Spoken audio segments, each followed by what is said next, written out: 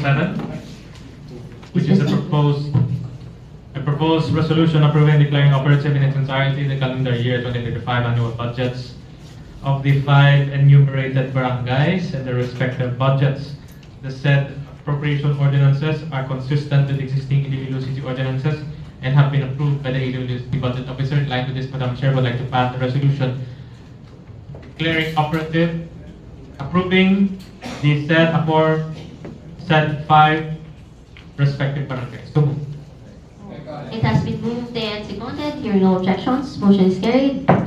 For item F08 is the proposed resolution approving and declaring operative in its entirety the calendar year 2025 supplemental budget number 1 of Barangay Pali Benedicto Mandurriao in the amount of 507,747 pesos and 19 centavos. Which this particular ordinance is consistent with existing Iloilo City ordinances and have been approved by the Iloilo City Budget Officer. In line with this, Madam Chair, would like to pass a resolution approving the same. So, It has been moved and seconded. Hearing no objections, motion is carried.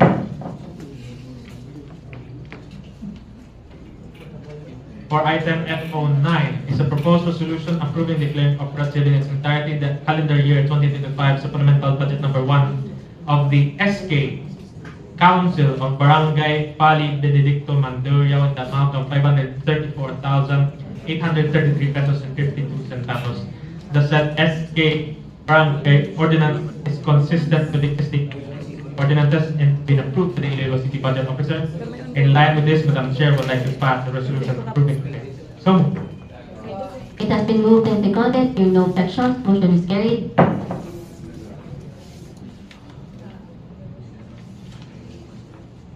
A moment, Madam Chair. Let's move forward.